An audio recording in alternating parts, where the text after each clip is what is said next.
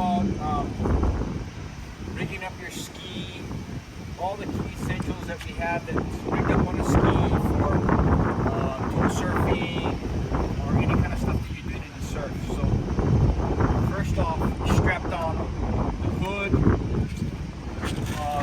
seats, they're strapped down. And the reason why they're strapped down is so that if you did lose a ski in the surf or it rolled, that the seats wouldn't come off, the hood wouldn't come off, and that's happened by experience. Before we started putting straps on the seats and the hood, we've lost many skis in the surf, and they flooded with water and the seats came off.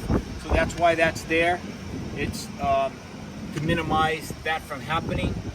If you notice, we have padding on the gunnels and rails, and the reason for that is two things. Is sometimes guys put their toe boards in here, and it's to protect the boards, but more importantly, it gives you grip when you're walking around your ski, and just added protection, added grip. Real important component right here is a quick release. So what we have is a quick release that goes here. So if we're towing, your tow rope would go through this quick release, but it has to be metal to metal, so that if I had to, for some reason, quickly release the tow rope, then it'd come right off.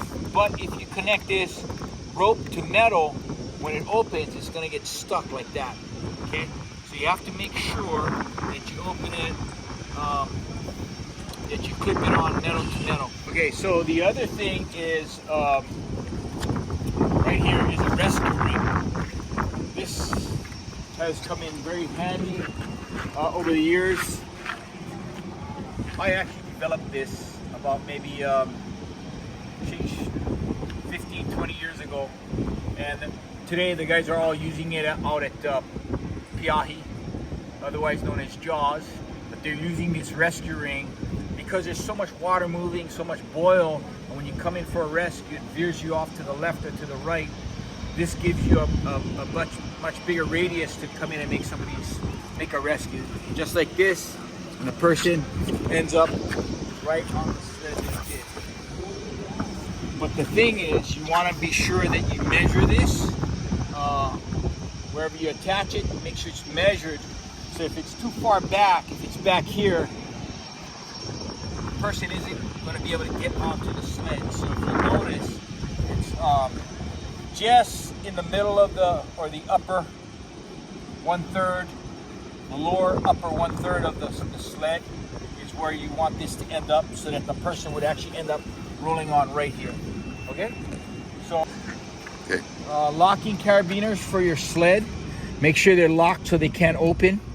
You see a lot of guys break stuff because they just have a open and closed carabiner and not a locking carabiner.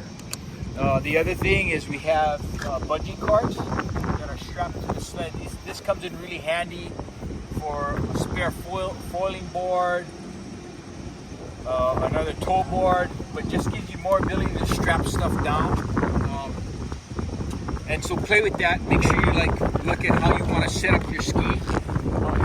Here, we have a custom-made foil board strap, which Todd Bradley made, so that he can strap his foil board, the mast, with the board running in the gunnel upwards, which is really handy. It's nice when stuff is strapped down. As you know, those foils are sharp, the wings are sharp, so, and you don't want to damage them, more importantly. So that's why that's good that this is here. You can strap it down.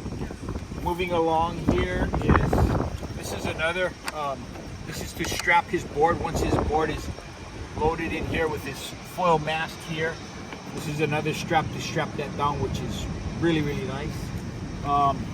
Moving up to the handlebars, we always have a spare kill switch or spare key.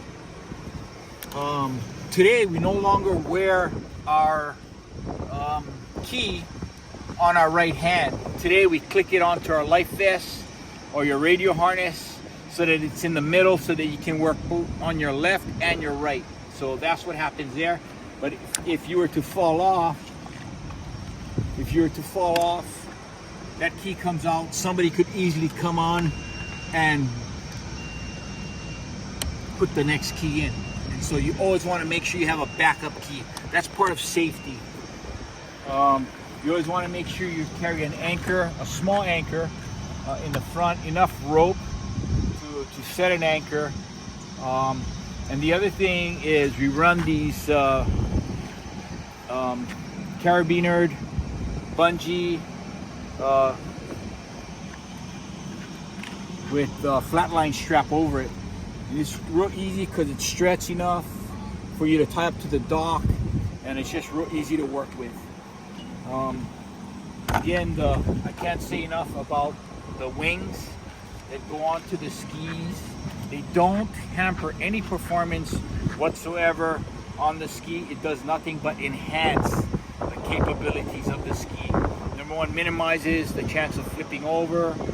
It also allows you to put on more than 3 people if you had to.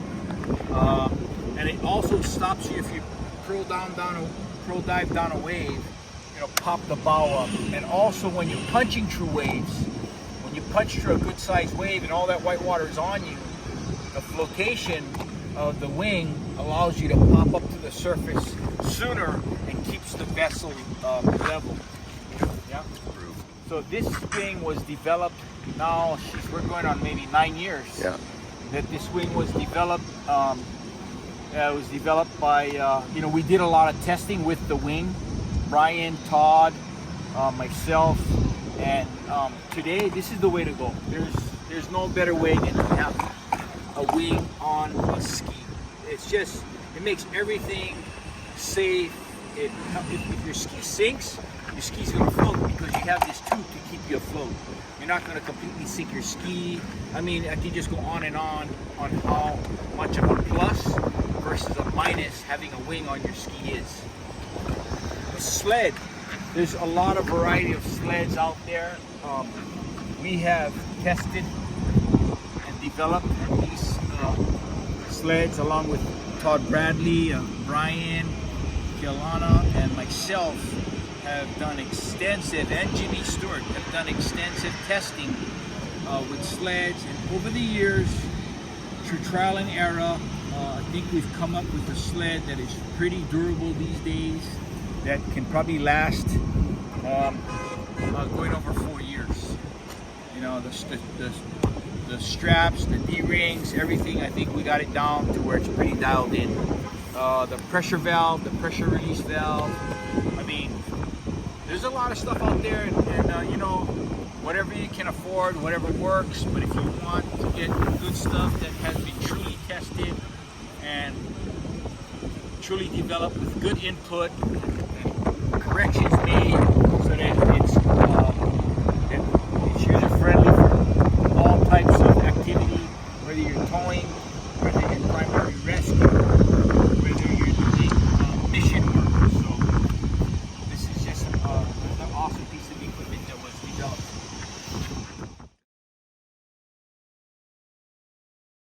This is a hot water hose that's hooked up to the radiator. You get cold, your partner or you can put that in your top up here. The cockpit here. In this case, I'm running a VHF radio that is tied on here to my partners, so we can always communicate each other if we need to. When we run the main lander, we always want to run it on our right hand, okay? And the reason we do that is because all our pickups are with their left hand, and whatever we do is usually on the left side, okay? The other way that we like to do it is we have a carabiner that we hook up to our vest, or you can hook it to your arm right there, your arm pocket, and that'll give you more freedom, okay? Without pulling it out with your hand if you're trying to do some maneuvers, okay? We like to run the rope through the handle. It also keeps it a little higher up here than lower, which makes it stay away from the impeller more.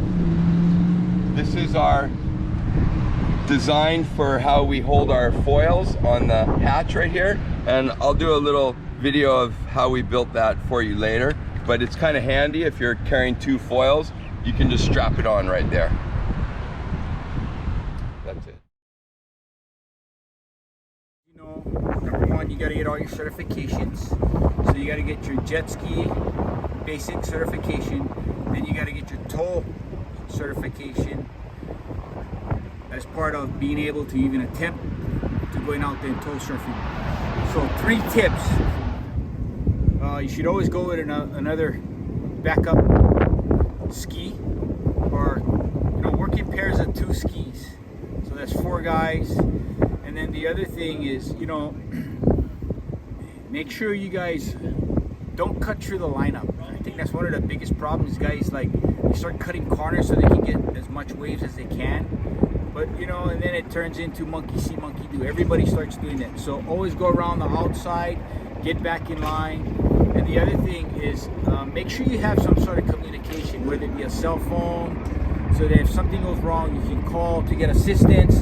And then always let others know where you're going, what time you should be back. I think it's really important to doing this safely, and most importantly is not only keeping yourself safe, but keeping your family informed.